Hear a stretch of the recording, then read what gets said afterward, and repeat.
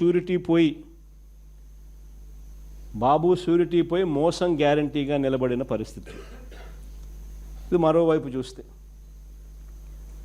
Super 6లు super 7లు elections ముందు ఆయన ఇచ్చిన అడ్వర్టైజ్మెంట్లు విద్యారంగాన్ని ఏ రకంగా నాశనం చేస్తూ ఉన్నారో కూడా మన కళ్ళ ఎదుటే బాధాకరమైన పిక్చర్ కనిపిస్తుంది. అసలు నిజంగా మన హయాంలో జగన్ అనే వ్యక్తి, వైఎస్ఆర్సీపీ అనే ప్రభుత్వం ఇంకొక 5 ఏళ్ళు కన్నా పరిపాలన చేసిందంటే నేను చెప్తా ఉన్నా, ప్రతి గవర్నమెంట్ చదువు స్కూల్లో నుంచి వచ్చిన పిల్లాడు, 1వ తరగతి పిల్లోడు 10వ తరగతి, 10 ఏళ్ళ మన హయాం, ఆ పిల్లాడు 10 సంవత్సరానికి పాస్ అయ్యేసరికి ఆ పిల్లోడు ఐబీ సర్టిఫికెట్తో, ఇంగ్లీష్ మీడియం ఐబీ సర్టిఫికెట్తో, నేను సిబిఎస్ఈ గురించి కూడా మాట్లాడడంలా, ఇంగ్లీష్ మీడియంతో ఐబీ సర్టిఫికెట్తో పాస్ అయ్యిండు.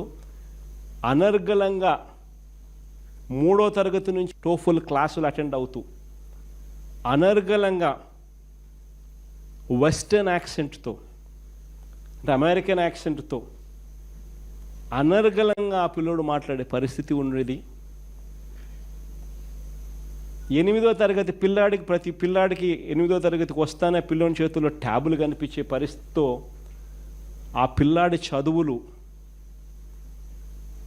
ఐబీ చదువులు, టోఫుల్ పరీక్షల్లో ఉత్తీర్ణత, 8వ తరగతి పిల్లలకి ట్యాబులతో వాళ్లకు ఏకంగా సాఫ్ట్వేర్ మీద అవగాహన, ఇంటర్నెట్తో వాళ్ళని అనుసంధానము, అన్నిటితో పాటు సబ్జెక్ట్ టీచర్ కాన్సెప్టు,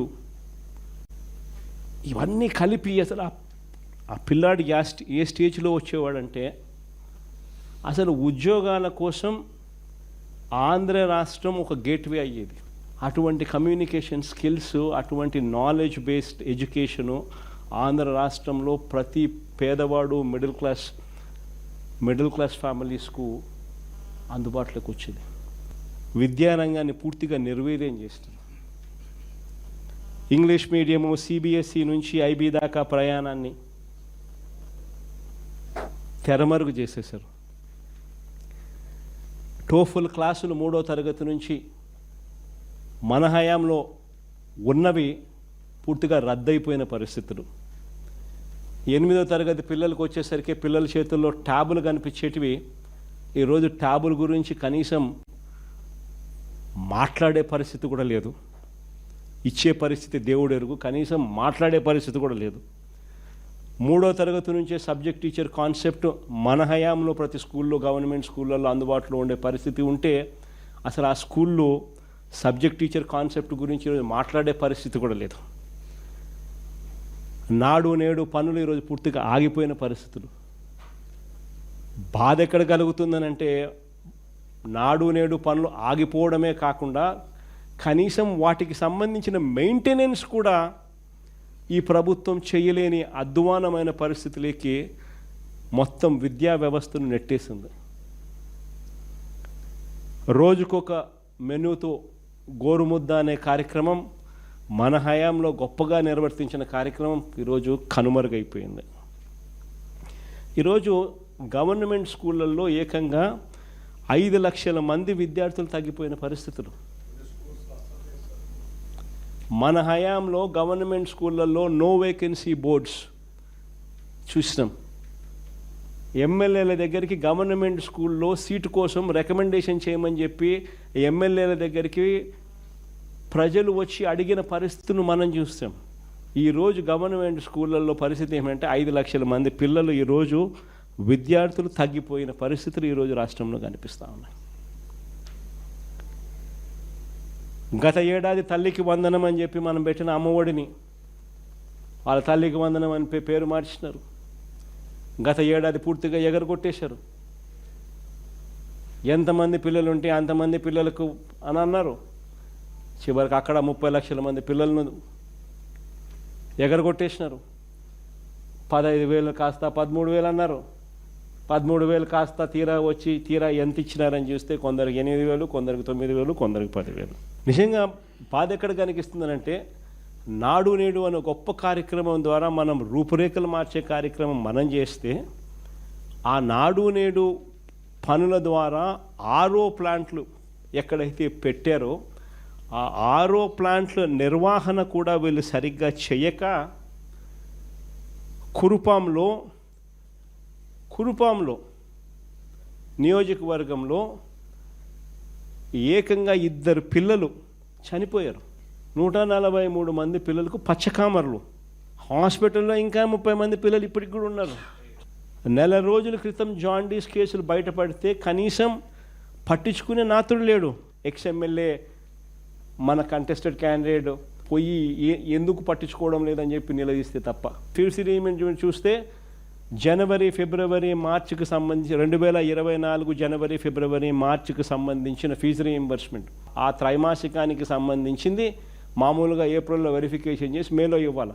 ఎన్నికలు రావడం అక్కడ నుంచి పోస్ట్పోన్మెంట్ జరిగితే 2024 జనవరి ఫిబ్రవరి మార్చికి సంబంధించిన క్వార్టర్లో త్రైమాసికాన్ని నుంచి మొదలు పెడితే ఈ సెప్టెంబర్ దాకా తీసుకుంటే 7 త్రైమాసికాలు విద్యా దీవెన సొమ్ము మామూలుగా ప్రతి త్రైమాసికానికి అప్రాక్సిమేట్లీ 650 కోట్ల నుంచి 700 కోట్లు అప్రాక్సిమేట్గా అవుతుంది.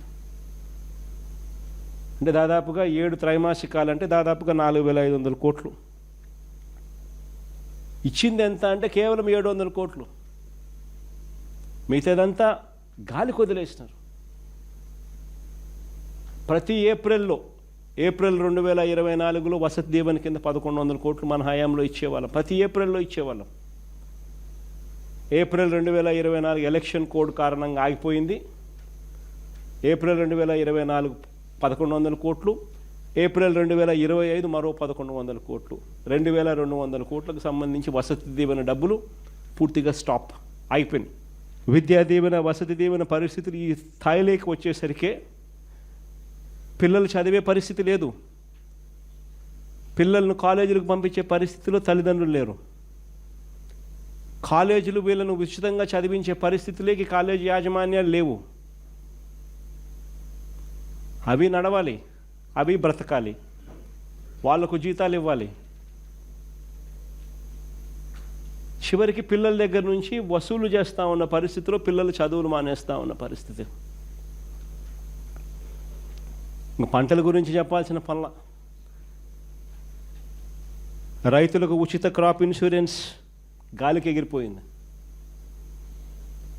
సమయానికే ఇచ్చే ఇన్పుట్ సబ్సిడీ ఈరోజు పట్టించుకునే నాతులు లేడు. ఈ క్రాప్ అనేది ఈరోజు కనపడకుండా పోయింది.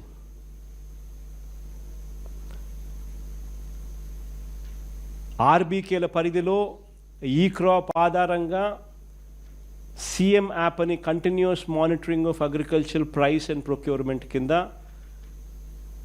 ఏ పంటకు గిట్టుబాటు ధర లేకపోయినా కూడా వెంటనే ఆ ఆర్బీకేలో అలర్ట్ వచ్చేది.